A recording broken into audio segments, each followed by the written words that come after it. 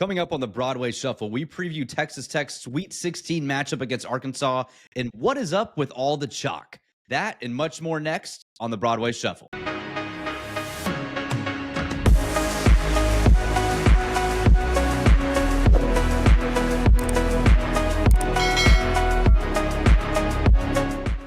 Welcome to episode 66 of the Broadway Shuffle. Wherever you may be and however you may be listening, we are glad you are here. I am Brennan, here with Conrad, Clayton, and Zyler. Hey, if this is your first time listening here on YouTube or Spotify or Apple, make sure to like this video and subscribe to our channel so you never miss an episode. We'd appreciate you hitting that button so we can keep bringing you the best show possible.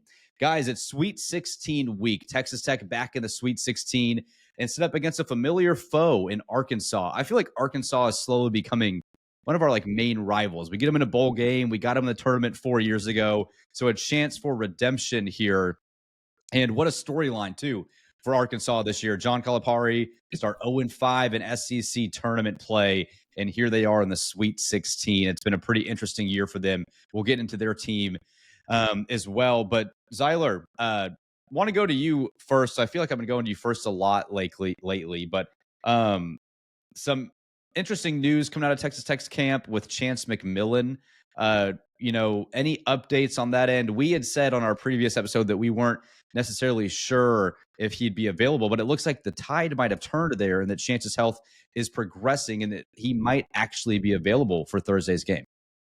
Yeah, I don't think anything's certain at this point, but if you're not subscribed to Red Ritter Sports, go on and hop over there and you can read some stuff that Chris Level wrote about Chance McMillian's status. Also, listen to Locked On and they'll have an update for you. But gist of it is, Chris thinks that Chance is going to be back Thursday. He doesn't think he's going to be back at 100%, but he feels really confident that Chance is going to give it a go. Now, Chris doesn't usually kind of go out on a ledge like that. He's pretty reserved in his comments. He likes to make sure that his stuff is pretty good. But sounds like he's going to give it a go. There's been all sorts of conflicting info on this. What I heard last Tuesday was that Chance was done for the season, and now come Sunday, Chance is going to play again Thursday. So, who knows what's actually happening here, but really, really good sign for your team. He is a huge part of your offense. He helps you defensively and just really gives you an opportunity for some guys to take a break on the bench. You don't have to have Elijah Hawkins and Christian play 38 plus minutes. So would be really excited if you can get him back in any sort of capacity. Yeah, Clay, to Zyler's point, if you could get 10, 20 minutes of Chance, we obviously saw that the depth, you're going 7 deep. In at least the game against Drake, there wasn't a lot of bench production. There wasn't really much production outside of the Hawkins, D5, and Tophin. So just any chance is a good thing for Texas Tech. For sure, yeah. And the inside game is not going to be as easy against Arkansas as it was against Drake. And so having another floor spacer, obviously Christian Anderson and Kerwin Walton are good shooters as well, but just having another guy who can, shoot 40%. Honestly, I think the biggest difference he makes for the offense is his ability to get to the hole and score. That's something that we don't really have a lot of, is like driving and finishing. Elijah did a good job of that last game, but even Christian, when he's running the pick and roll, I feel like he's more looking to pull up or to dish to Tophin. Yeah. So having another guy who can get to the rack and put pressure on the defense that way is going to be huge. And then, just having another body, running a 7-man rotation definitely wears on you. And Overton and Federico haven't even been playing a whole lot of minutes. So definitely be useful to get another guy to at least, like you said, give us at least hopefully 10, 20 minutes. Yeah, Conrad, it felt like Texas Tech was needed this 4-day break. You're going 7 guys deep. You've got D5 runs at the tunnel. Tophin was massaging his calf. Hawkins is on the floor a lot. Christian Anderson was on the ground a lot, not feeling well. So this was a much-needed break getting into Thursday's game for your team. But the Chance news is obviously huge. We had mentioned on last episode that we felt that without Chance McMillian, you might have a problem getting out of this region, especially with a potential matchup against Florida or Maryland. So great news for the Red Raiders coming into the game Thursday night.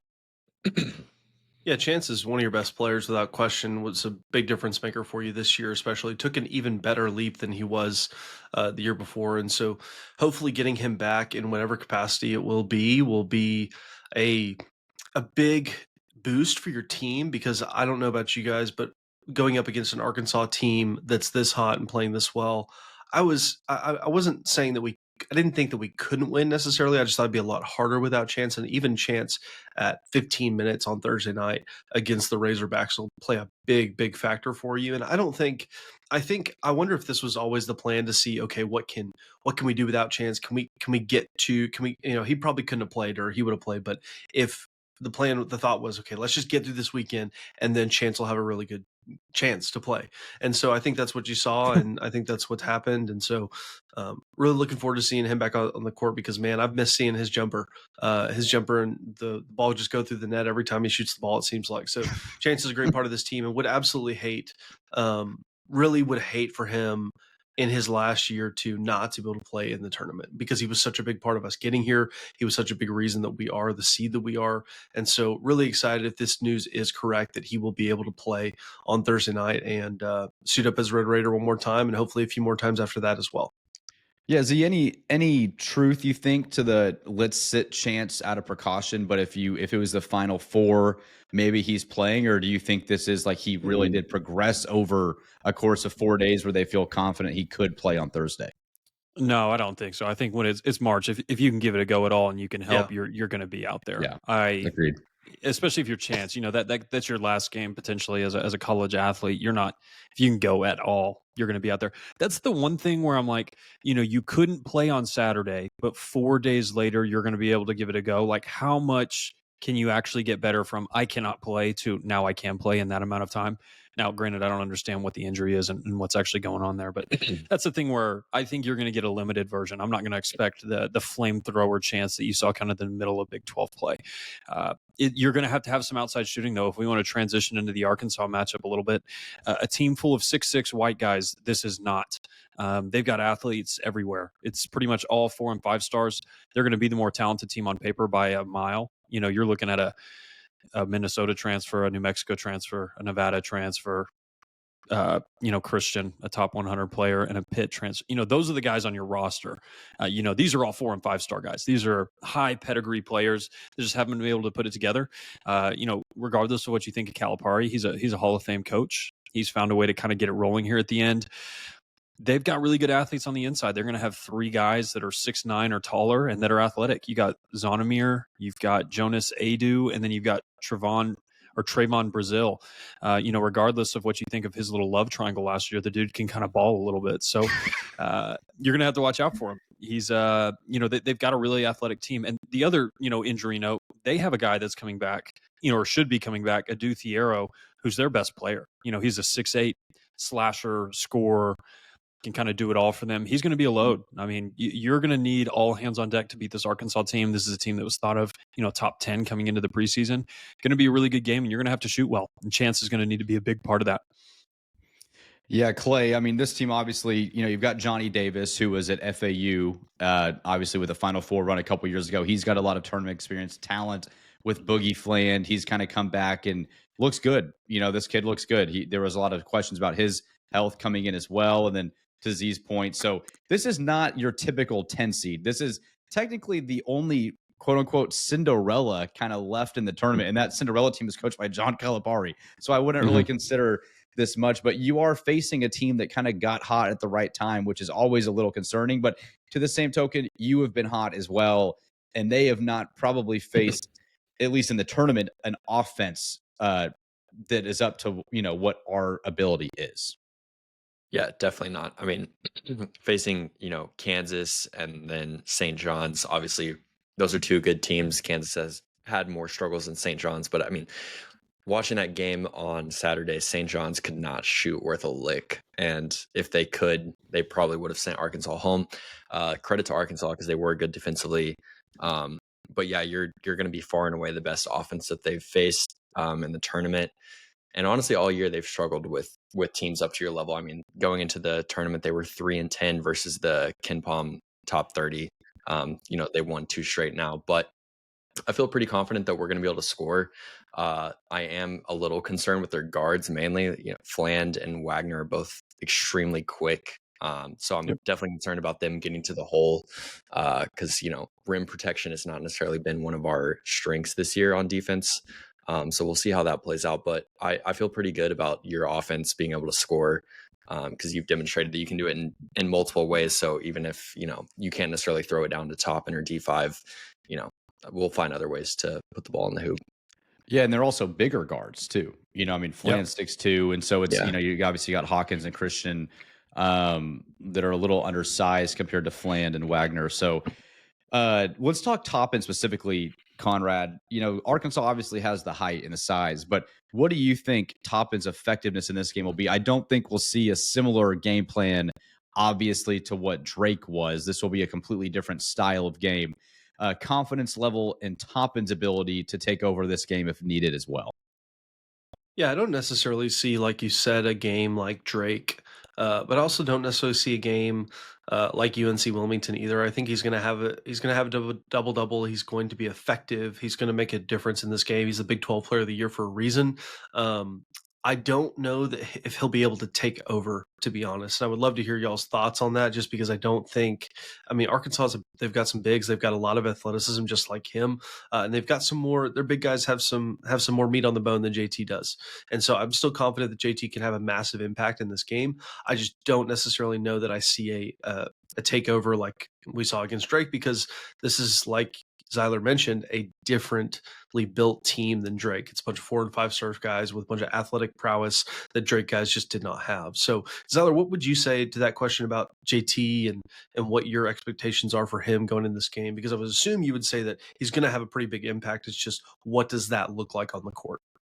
Yeah, it's going to depend a lot on what Arkansas decides to do on their post defense. Do they choose to isolate a lot? Mhm. They're going to have 3 guys that they can throw at him. So if they have to foul him, they can do that. This isn't a team where you got one big that you could foul out. Adu's probably going to get matched up on top in a little bit. And so do they choose to double, or do they allow Adu to do it solo? I like Topin one-on-one pretty much with anybody. The guys that have given him trouble have been, pretty quick and tall bigs. Adu's not necessarily super quick, but he is really long. So I'll be interested to see how Calipari chooses to attack that. I'll also be interested to see how we choose to, get our post access passes in there. How are we going to attack that? Truly, I think this game boils down to 2 things really for me. Can you keep Topin out of foul trouble? You're going to have to keep him in the game because you need that inside presence and you need to keep their bigs honest. And 2, can you shoot better than 35% from the 3? I think you've been kind of bad from the 3-point line this tournament. If you can find a way to get some regression there and shoot well, I think you're going to be okay here. This is a good team. You got to respect them. They could very easily beat you. But Topin's a good enough inside threat. If they're going to have to start bringing doubles, he's going to find shooters. And if you've got Chance, you've got Darian, you've got Kerwin, you've got Christian and Elijah, all guys that can hit from outside, even Kevin, it could be a long night for the Hogs. But you're also going to have to find a way to get stops on defense. Got to stay out of foul trouble. Got to make sure that JT can stay in the game. Yeah, that's a great point, Clay. I mean, this Arkansas team, we talk about it a lot, and this March has been a little unique, and we'll get into that in a little bit. But beware of the team that gets hot. We ran into it against NC State last year. Here's Arkansas. But the inconsistencies have still plagued them. And that's kind of what Tech is hoping for, right? Is that the Arkansas of December and January will kind of come out to play, and you'll prove that you've been the better team all along. What is your confidence level heading into this matchup, knowing everything we just talked about, knowing where Arkansas is? They obviously have a great coach, but you have a great coach too. Do you feel like this is a game that Texas Tech should win? 100%.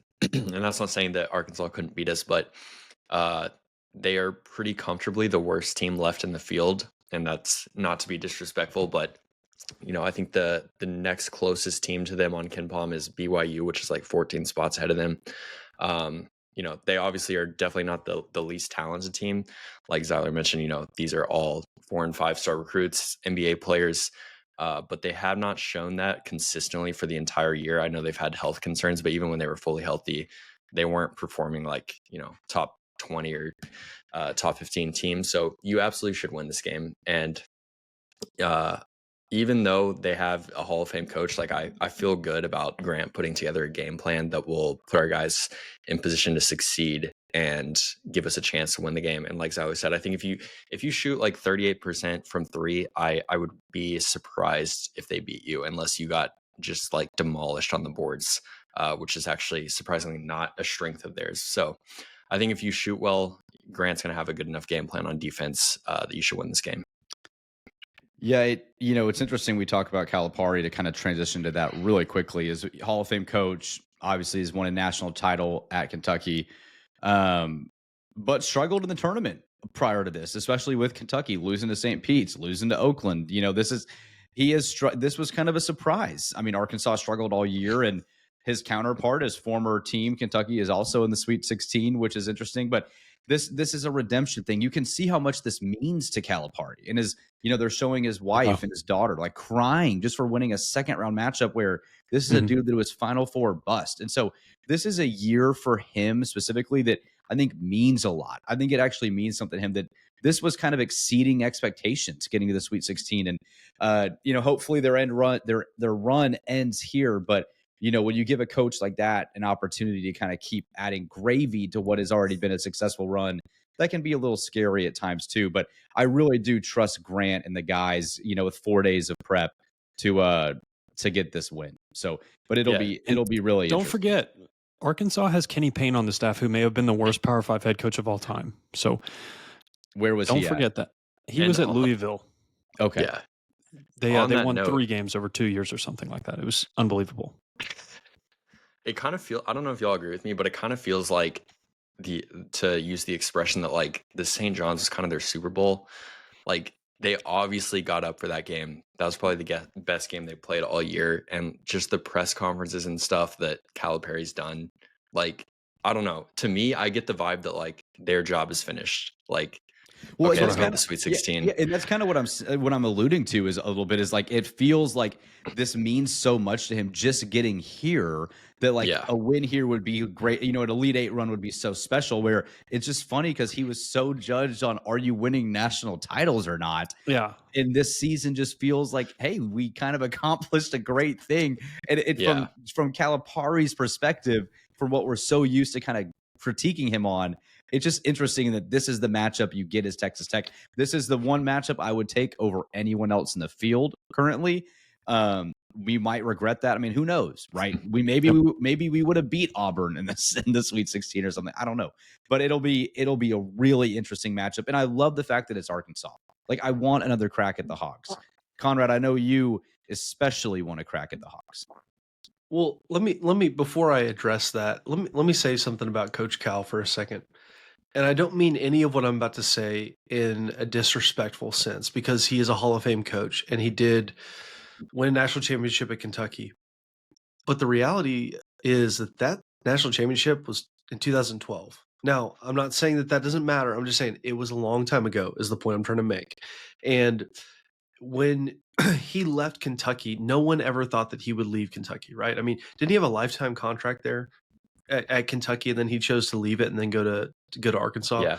I mean, when you do that, I'm not trying to say that he's not necessarily the same coach that he was, but he's older. He's still a fantastic coach, but Arkansas kind of felt like they won the Super Bowl when they got him away from Kentucky. And then look at how this season played out. You can get the coach that you think is the hot stuff, the hot steel, and they did, but it didn't really translate in the regular season. And the way that he's acted throughout this entire tournament, maybe he might think that it's kind of he doesn't have much more to do. And so, come on, man. I don't know tell us how you really feel, dude. Yeah, like, enough of the politeness. You're not. This is way too politically. This is correct. not you. Like this is not you. Just be real with us. Like, let us know how you really feel about Arkansas.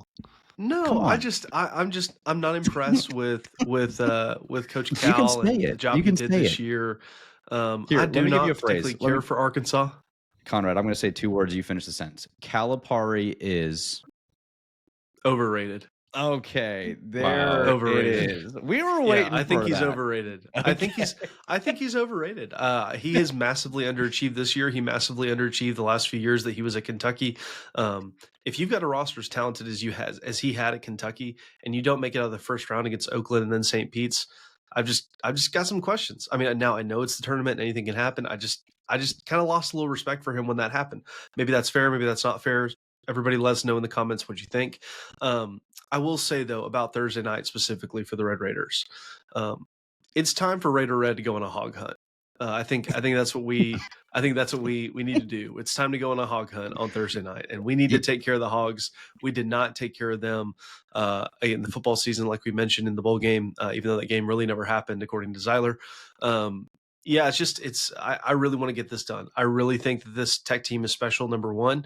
But number two, I would also really like to send the Razorbacks home to Arkansas. So those are my Conrad's thoughts. been willing to say a hog hunt since probably the moment the It's moment the only thing that's on his mind. it Hog got- is the it's only the thing he can only think hog about. hunting. Yeah. Hog hunting. I can just picture, I can just picture Grant and the boys up in a helicopter, shooting down the, hog hunting like we do in Texas. That's what I picture Thursday night being.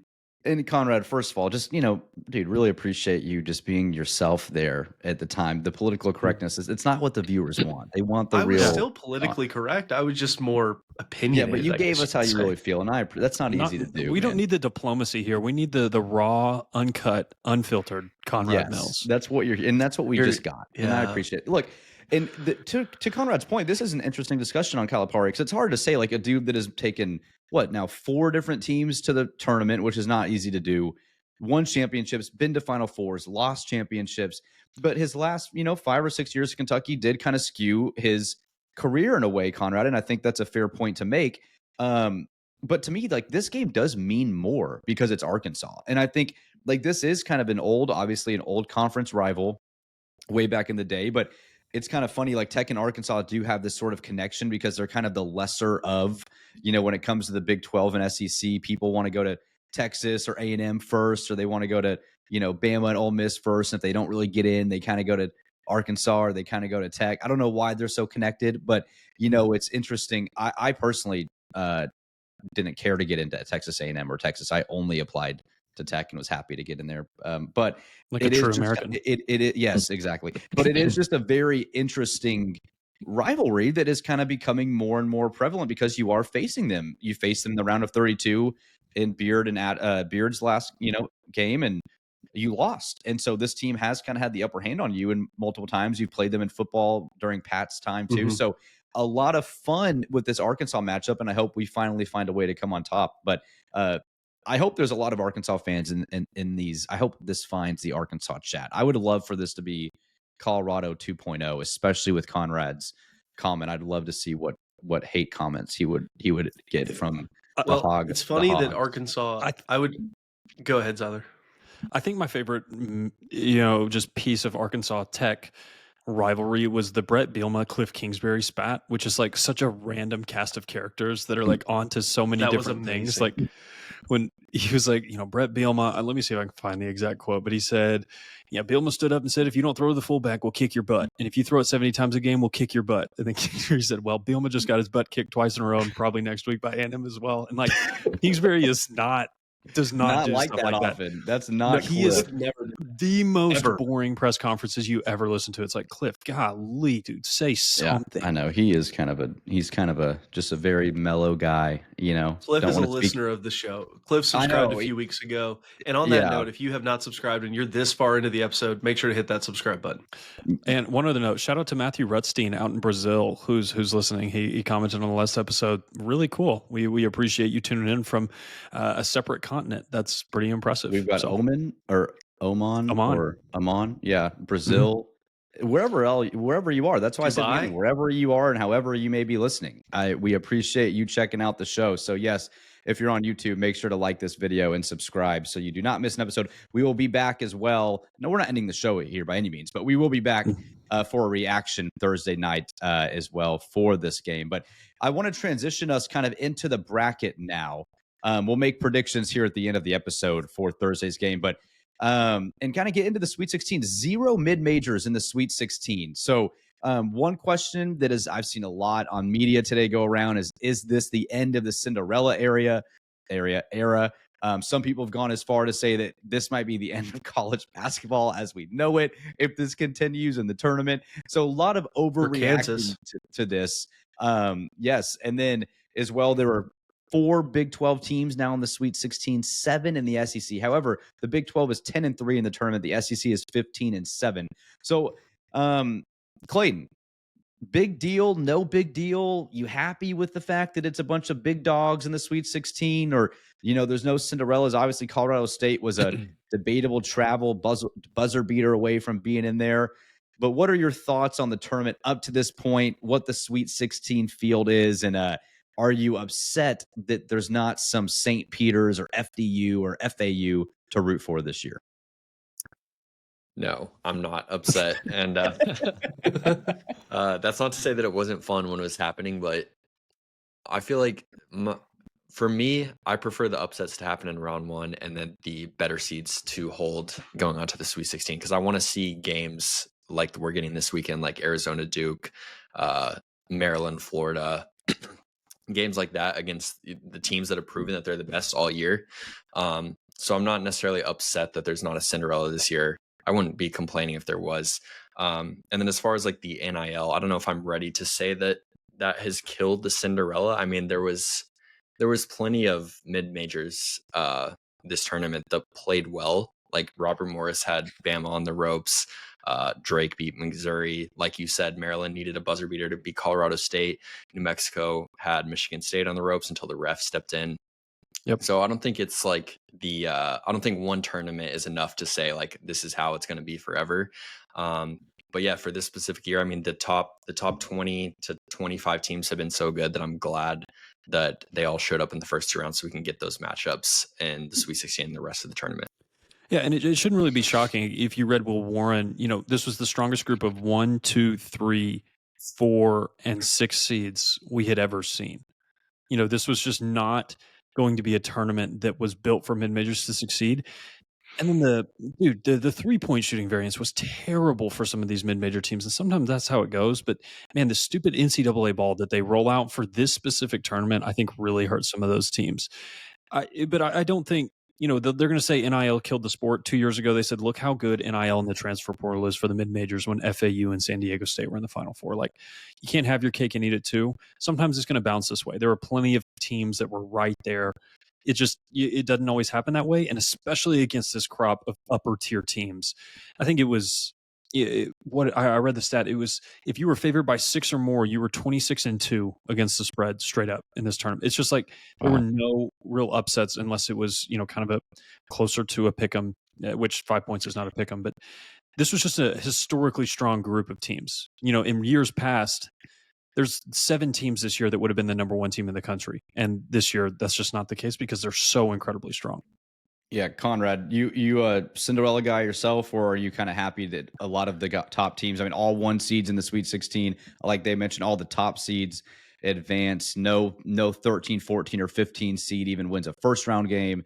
So, you know, obviously a lot of chalk going on here in this bracket, but it also sets up for great basketball and great matchups in the Sweet 16 and Elite 8 and Final Four. Yeah, some people may call me boring, which I kind of am, to be honest. But I like the good matchups. I want to see the best play the best.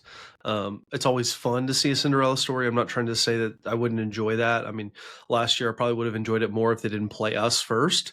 But the reality is, I like to see good basketball when it matters most. And I think these games that we see in the Sweet 16, onto the Elite 8 and the Final Four are going to be absolutely epic. And I think you're going to see Texas Tech playing in a great game on Thursday night. But I'm not mad about it.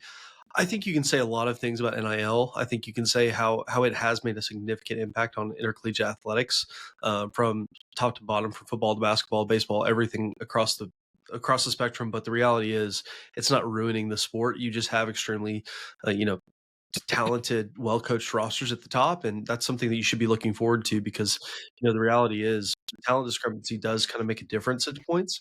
And so I would rather see teams that are well-coached and have similar talent play each other and duke it out for who gets the right to be called the national champion at the end of the day. You know, one other thing that I'll say, tournament seeding, you know, as much crap as we give them, they have gotten better than, let's say, like 10 years ago. They use predictive metrics a lot more. That helps a lot more with seeding and not putting teams in spots that they shouldn't be. You would have teams that were seeded way too highly as 2, 3, 4, 5 seeds when they really should, in today's day and age, they'd be 5, 6, 7 seeds. And conversely, you know, you just weren't seeding some of those 12 to 16s appropriately. And so that led to more upsets where the lines were just a lot closer. It wasn't what the matchups are now between a 13 and a 4 and a 4 and a 13 are not what they would have been 5 to 7 years ago. There's just not, they do a better job putting teams where they should be as far as how good this team actually is, especially at that mid-major rank. Your predictive rankings go a long way when you have, you know, maybe 2 Q3 wins on the year. Like the predictors play a huge role. So that's a nerdier aspect, but that's definitely something that's played into it in the past several years. Yeah, to me, it kind of feels like it's more of a preference. It's like, do you, like people gave a lot of hate to the FAU San Diego State matchup. It was a 9-5, but it ended on a buzzer beater and it was a good game, and so it was kind of like, did you like seeing that more so, or would you rather have seen, UConn just destroy, I don't know, Purdue, and it's kind of like whatever it is, and, bigger names in the sport. I think it mainly is kind of game dependent. If you look back at a lot of memories from, tournament, if you go on YouTube and type greatest moments, a lot of it is like a 15 hitting a buzzer beater to beat a 2, or, a Northern Iowa half court shot to knock off Texas, or whatever it might be. And I think those are moments you most remember because they were so big. But at the end of the day, when it gets down to the Final Four, it's rare to have an 11-9-5 and 3 seed in the Final Four. I mean, that's not typically how it goes. You just remember the moments more. And so I think there's a little bit of an overreacting going to this. And I think when a year like this, where it's been so dominant for a lot of great teams, especially in the SEC, you want to see those matchups. It's kind of funny, like when we go to football and it's like, make the playoff larger, so we can get all these 12 versus 5 matchups that just suck and it's not fun, but we get kind of tired of watching Georgia versus Alabama every year, but they're two of the best in the sport. We kind of just get, I guess, immune to what we would think is like the biggest matchups. And March Madness typically provides a little bit of a break from that. So maybe it's just not as fun when your bracket gets busted because the 13 seed that you picked didn't win, i.e. me in High Point. Thank you. But it's, but nonetheless, I still think it's great. And the fact that you are in that and one of the better teams still left is a big testament to your program as well. And I think it's going to be great, man. I think the Thursday games, like just looking at the slate, BYU, Alabama, like I think that might be the most fun Sweet 16 game. I think if that over under is not over 180, I'd be shocked. Like it's like 178. Yeah, like it's close to that. It's going to be so much fun. And so, I guess I'll just ask this question: is what is the biggest outside of Texas Tech and Arkansas? What is maybe the game you're most looking forward to? I just said mine. Mine's Bama BYU. I think it's going to be a ton of fun. Both teams play similar styles. Is there any other matchups you're looking forward to during the Sweet 16 slate? I like Houston Purdue because I think Houston's going to win by 25 plus. I'm so sick of that Purdue team. I just think they're incredibly annoying. They play soft. Houston is like the opposite of that. Maybe Braden Smith and Trey Kaufman-Wren will make me eat my words, but I think Houston has an answer for everything that Purdue does. Z, do you think the fact that it's in Lucas Oil Stadium in Indianapolis, tougher for Houston? Obviously, it's kind of like a true road game, but in a football stadium, which is kind of unique for a Sweet 16. Houston's gotten screwed this whole tournament. They had to play Gonzaga in the round of 32, a top 10 team in KenPom. They're used to this. I'm kind of pulling for Houston a little bit. I like Kelvin Sampson. I'd love to see them advance. I'd love to see them knock off the winner of Tennessee, Kentucky, make another Final Four. Yep. Them playing Duke, if Duke makes it, would be an unbelievable game. That's kind of what I'm rooting for. I would love to see Arizona there too, but I think Duke's really good. What about Texas Tech? Other side of the bracket, we'll meet the winner of that championship. Yeah. Okay. We'll handle. I just wanted that clearly stated. I knew that. I just wanted that clearly stated. Yeah, we'll get there. Yeah. Clay, what about you? I'm looking for that one.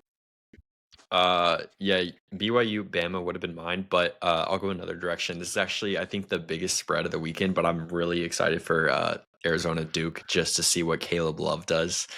He wants to drop 30 on Duke so bad, and that could go could go horribly wrong, or it could go terribly right. So, and he's had some big moments against. Final Four a couple years ago, he knocked out Duke with North Carolina and hit a big shot. Like the dude has had big moments against Duke. If he plays like he did against Oregon, I think Arizona would have a shot. But Duke is so good, man. Oh, they're incredibly good. But they lost to Clemson, they lost to Kansas. They can be beat. Yep, you're exactly right. Yeah. All right, Conrad, that leaves you. Yeah, I was actually going to say the Duke Arizona game, but because that was stolen from me, I'm going to go Ole Miss and Michigan State. I had a feeling you'd go there.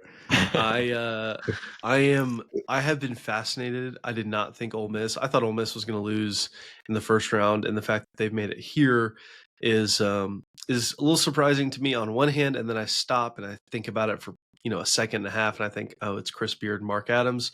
Whatever you want to say about them, Tech fans, you can say what you want in the comments, but the reality is they're both on the same sideline together absolutely fantastic coaches, and they proved that this year at Ole Miss. What Beard's done in 2 years there has been really, really impressive, basically resurrecting a program that hadn't done a whole lot recently. And so that'll be an interesting game for me. I think they're going to win that game, which is, again, hurts to say a little bit, but then when you think about it, it's just the reality of the situation. Good coaches coach well wherever they go, and so I think that's going to happen to Chris Beard. So I think that I'll be interested to see what that game looks like, but should be an interesting game top to bottom. Yeah, interesting bringing up Chris Beard and Ole Miss too. You think that, I mean, Texas Tech obviously has had success with Adams, at least in the tournament with Beard leaving, but do you think it does anything seeing them both in the Sweet 16, like what they've done for Ole Miss, which was kind of similar to Tech prior to Beard getting there, like one Sweet 16 in their school history, not a whole lot of tournament success, bottom feeder in the SEC. I mean, should this kind of be like, man, we had both those guys? Like, should you feel any sort of way, Z, towards Beard and Adams having success, or is it like we're totally good? I don't know. It's just kind of weird. I still feel weird watching them when I'm like, that is your 2019. It's the whole staff. Right? It's the whole staff. It's the string. It's John Riley. It's just kind of bizarre. I'm like, this feels like I should be rooting for them because I'm like used to seeing these guys coach, but I don't want to root for them. Does that make? I'm torn. It's weird. I mean, Beard left us for our rival, and then Adams tried to torpedo our basketball program. So I don't. Yeah, and I don't mean in terms of like rooting for the guys. I mean like the fact that you like are watching those guys have success in basketball, and like your success in basketball was rooted in those guys, right? Like it's just kind of interesting to see him like coaching on the sideline because when I'm watching their reactions, I like almost feel like Keenan Evans should be on the floor or something. Yeah, that makes it's weird. It's bringing me back like 6-7 years. I'm like, this feels odd. I don't like this paradox I'm in. It's yeah, it is. Does it look like Beard's kind of settled down a little bit? He doesn't seem as angry as he used to be. I remember he used to be just so fired up on the sidelines yelling at dudes. Maybe I just don't watch enough Ole Miss basketball, but he seems a little more calm, maybe a little more docile in his old age. But I don't know. It's just weird. Probably on something. I don't know. Maybe it's just because we used to sit behind the bench and like he would just rip into Brandon Francis at like any opportunity. Like Brandon, it would just be in warm-ups and Brandon was getting his butt chewed out for something. And it was like, I just don't see that in him anymore. And once again, I'm not at practice. I'm not at the games. I haven't watched a whole Ole Miss game all year, but I don't know. Interesting. Yeah. Well, I hope they lose because I have Michigan State in the Final Four. So I'm not rooting for Ole Miss, just to clarify. I just think it's I'm not rooting for Ole Miss either. I just think they will win. Yeah. And I don't want the SEC to have any success. And we have an opportunity to end that as well against Arkansas. Biggest surprise, Clay, from the tournament I wanted to see. I mean, anything you were kind of shocked about? It's been such a, like I mentioned, just so chalk, like so, you know, the favorite winning, not a lot of Cinderellas. But any other kind of surprises, any teams that might have won that you thought, man, I thought they'd get upset, or maybe a McNeese-Clemson game or whatever comes to mind there? That's a good question. Honestly, the biggest surprise for me, maybe Florida and UConn. I thought Florida was going to run them out of the gym. And honestly, UConn played the better game. They should have won. But Walter Clayton got insanely hot. That was probably my biggest surprise. I would have hammered that spread if I bet on games. Z, did you hammer that spread? No, I didn't. My bracket got busted like so early on where it was just like, oh, okay, it's going to be one of those tournaments where I'm going to be in like the 28th percentile. And so I was kind of just watching to enjoy it, and it was a lot of fun. I think I'm getting closer and closer to just not filling out a bracket, and I just kind of enjoy the tournament for what it is. It's so fun when your team is in it and they're winning. But I think, it's just really interesting. I think, I don't know. No, I did not hammer Florida because I was kind of rooting for them to lose. So I think to your point, D, that's a great point. I think when your team is in and winning, you're like, oh, I don't care about my bracket. Because I don't care about my bracket. But if Texas Tech would have lost in the first round, you'd be like, dang it. Like my bracket sucks and I'm in the 20th percentile. You know, so I do think that having your team in helps because I'm the same way. I'm like, dude, this is so bad. But like, I don't care because I have a team that I want to win the championship still very much in. Conrad, any shocks to you? Not necessarily. I mean, I think it's been a good tournament so far. I think day 2 or Saturday and Sunday redeemed day 1 at least. I don't know. It's been I've watched so much basketball, more than I normally do. It's kind of all ran together, but I think the tournament kind of heated up a little bit, especially with the Colorado State Maryland game. I thought that was a good game. And I don't really have any shocks necessarily, but I will say I do think that the best basketball of this tournament is still to come. And so I'm excited to see what the Elite Eight and the Sweet 16 and the Final Four bring. Yeah, I have two surprises. One that's going to ruffle Clayton and Zyler's feathers. Michigan in the Sweet 16, surprising. Yeah, I know you. I was I know actually about to say that. Yeah, I That know would've been you the guys fourth team were I picked. very high yeah. on them losing early, and how A&M blew that lead too was also interesting. Them coming back against A&M, which is great to see because at least the Aggies are gone. My surprise too is Clemson. I mean, Elite Eight team last year, great year in the ACC. I really did think like that's a team in that region that could have made a run to the Elite Eight. I have them in the Elite Eight, so I'm really showing how smart I am here when it comes to bracketology. So don't ever Brennan listen knows to me. ball. I do not, I guess, but yeah, that was a big shock to me too, and I think it also showed that the ACC was really down this year, like really was bad, and because Louisville loses to Creighton in the first round, North Carolina obviously got out of the first four, but then couldn't beat Ole Miss, so that was a big surprise to me too, and I was a little disappointed to see that because that team returned a lot of people from that Elite Eight team. I thought they probably had a deeper run in them, but turned out not to be. So you never know, I guess. Okay, well, let's get to predictions real quick before we get to our tournament Tommies of the week. Arkansas, Texas Tech, Thursday night, 9:09, San Francisco, California. Conrad, who you picking? I'm going with Texas Tech all day. I think we're going to win by 7. I think we're going to play a great game. I think it's going to be good to see Chance back out there, and I think we'll get it done. I don't think it'll be I think it'll be close for a little bit because most of the game I think it'll be close, but I think Texas Tech is just the better team. I think we're the better coach team. I think we've showed it all year. I think we're going to get it done by 6 or 7 points. You've made it very clear that we're the better coach team on this episode, so I think that's good. It would have been criminal for you to pick Arkansas. In your defense, Conrad, Coach Cal earlier this year told his player to miss a free throw when they were up 3, so that they would. It was just irredeemable and unreconcilable coaching. I didn't know that, but I'm not really a basketball guru by any means. But that just doesn't sound very smart. Yeah, I'll take Tech to win, but I won't take us to cover. I'll take us by 6 with an Arkansas backdoor cover at the end. I think it's going to be close. I think you're going to have a hard time pulling away from this team. I think they're going to be able to score on the interior a little bit. But if you're hitting shots, I think you'll be able to match it. I think a late run from your three-point shooting specialist, Christian gets back on track, Chance gets back on track, and you pull out a win and head to the Elite Eight. All right, Clay, come on, man. We know where you're going. I know I really did not want us to be unanimous, but I'll take Tech as well. I think right after they beat St. John's, I was pretty nervous about this game. But the longer I think about it, thinking back to the Kansas game, I mean, Kansas was in control of that game late. I think you should win. Hopefully, third game with the tournament balls, you shoot a little bit better. And man, I feel like you're playing good basketball. Like the Drake game, you put the most points scored against him all year, and that was with making 2 threes. So if you're shooting bounces back, I don't think you should have a problem with Arkansas. I guess one wild card I'll say that I forgot to mention, if Aduthiero is back and he's like 100%, that maybe throws a wild card in there. The health, if Chance is really not that healthy and Adu is super healthy, I think that would maybe change my prediction. So subject to change. All right, so we're 3-0. That leaves me. I'll take St. John's. That's who I had in my bracket. So the brackets. Can I still pick them? I don't know, but come on, man. I'm not picking. And Missouri, yeah, I'm not picking the Hogs, dude.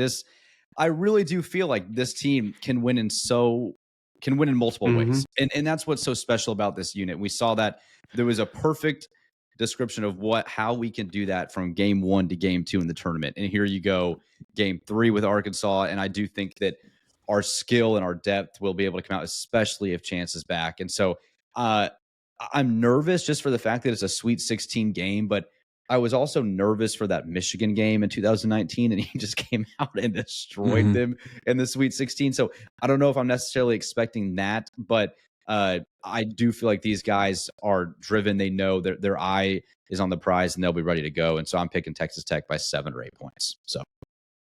Nice. If you do get hot from 3, I think we could run them out of the gym because they're not good enough on offense.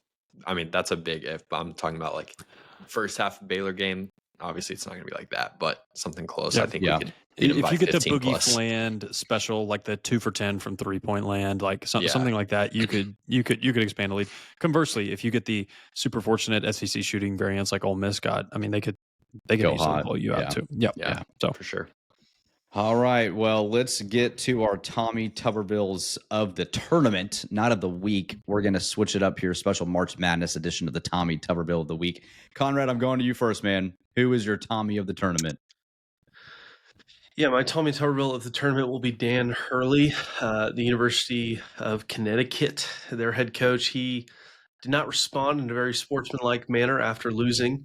And I think that shows a little bit more about him than it does the team, because I don't think that's the way you respond. If you want to know what he said or how he acted, just Google Dan Hurley and you will see everything you need to see. So Dan Hurley, you are my Tommy Tuberville of the tournament.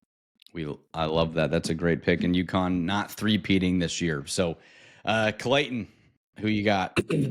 Yeah, I'm going a bit outside the jurisdiction of the tournament. My Tommy Tuberville of the tournament is Iowa State athletics as a whole. I want to go through a couple seasons in Iowa State athletics recent history. 2021 in football, you'll remember the most anticipated season in their football program's history. They were number 7 in the preseason AP Top 25. They had guys like Brock Purdy, Will McDonald, Brees Hall, Xavier Hutchinson, TJ Tampa, Charlie Kohler. And they proceeded to go 7-6, fourth in the Big 12. They lost to Tech and finished with the same record as a Texas Tech team that fired our coach mid-year. And then you fast forward to 2024, most anticipated season in their basketball program's history. They're number 5 in the preseason AP Top 25. And they finished 13-7 in the Big 12, 5th place in the Big 12, and got embarrassed by Ole Miss. And I know they're going to blame that on the Keshawn Gilbert injury, but they just have not lived up to the expectations. So word to AP voters in future seasons, do not put Iowa State near your top 5 in the preseason polls. Throw Texas Tech some votes. We'll take your AP top 25 Yeah, spot. gladly take them. All right, Z, who you got? Yeah, this is a fan base that likes to interject themselves into anything and everything, despite not doing anything really of note this entire calendar year, or athletic year, excuse me. It's going to be Utah basketball fans. There was a lot of chirping about how the Big 12 really wasn't that good in this tournament. That Texas Tech had a Mickey Mouse run to the Sweet 16. I will remind you that Utah has not done anything of note in basketball in a really, really long time. They're in this conference purely by happenstance because they had nowhere else to go. You're not better than the Big 12. You're stuck here and you're not even making the NCAA tournament. You should probably pipe down from the NIT, where you will reside for probably the vast majority of your tenure here in the Big 12. So my Tommy Tuberville of the week is Utah basketball fans. That had to be one of the best Tommy segments ever. That was absolute gold. You've got that was clips cinema, on Zyler. that has got to be all over the socials. That was fantastic. They need to take notes from their BYU brethren. They fill that stadium up. They're great fans. They have great basketball team. They have a great basketball team. That team's in the Sweet 16. They're in the same conference, same resources. Like, no, well, maybe you should be a little bit more like your brothers in Provo. Maybe I won't say it. I'm gonna skip the comment there. Conrad, We'll leave it to the viewer's imagination. Sorry, I guess that leaves me. Man, I'm gonna go with the Clemson Tigers here because I had them in my Elite Eight. I'm still salty about it. I really thought they had the depth and the guard play to make a run, even without one of their best players not available. I thought their path would have been a little easier, and so especially going through Purdue. So I was disappointed in that. Coming off an Elite Eight run last year, ACC as a whole, outside of Duke, I guess you could throw in here too. Just a really down year for what is typically a power conference. So Clemson and I guess / ACC outside of Duke is my Tommy of the tournament. So first time in like ever that only one ACC's team is we got to the round of 32 or Sweet 16. I don't know which one it was.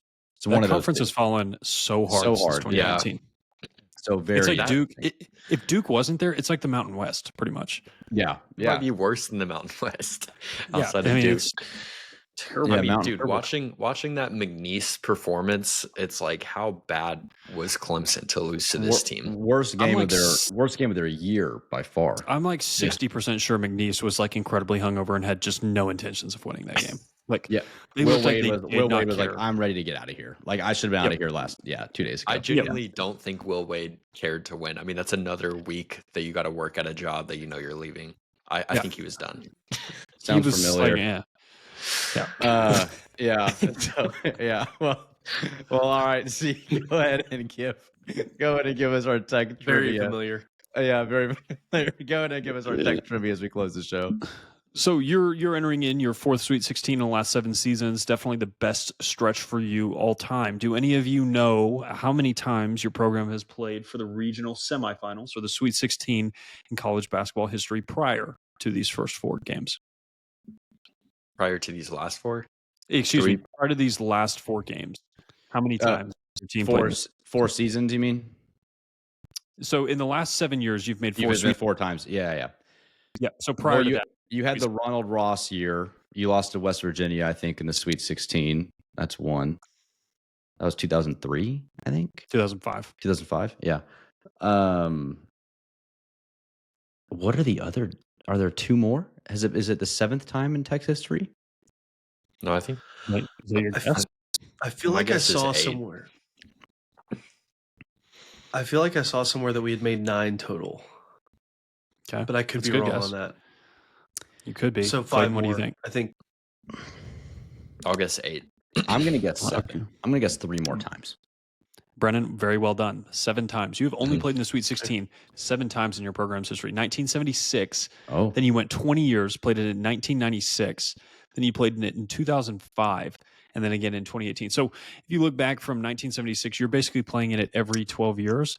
And then from 2018 on, you've gotten to play in it every other year. Oh, so 96 incredibly was blessed. 96 was the Darvin Ham year, right? Yeah. I think that was yes. correct. Yeah. Mhm. Yeah. Interesting. Yeah. So We Dang. lost to Allen Iverson that year. Oh, Georgetown. well, that's fair. Mhm. Coolest kid in the AI. game, man. AI. Gotta love that guy.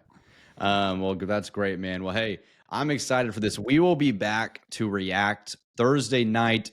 That episode probably won't release at midnight, so we'll probably get it to you as early as we can on Friday 6 morning. a.m. on Friday. Be 6 ready. a.m. on Friday. There you go. Conrad will have it ready. Again, if this is your first time listening or if you are a shuffler, we are so glad you're here. But make sure to like this video. And if you have not yet subscribed on YouTube, make sure you subscribe so you never miss an episode. We will be back on Friday, as well as hopefully a run to the Elite 8 and Final 4. And then, of course, all spring and summer leading into football. We've got a lot of football stuff to get into, but fortunately, the Red Raiders are continuing their season, so that gets put on hold for a little while longer. But that'll be a lot of fun as well. So, for Clayton, Zyler, and Conrad, I am Brennan. We will see you guys next time on the Broadway Shuffle. Wreck 'em and go get those hogs. It is time for a hog hunt, as Conrad would say. We'll see you guys next time.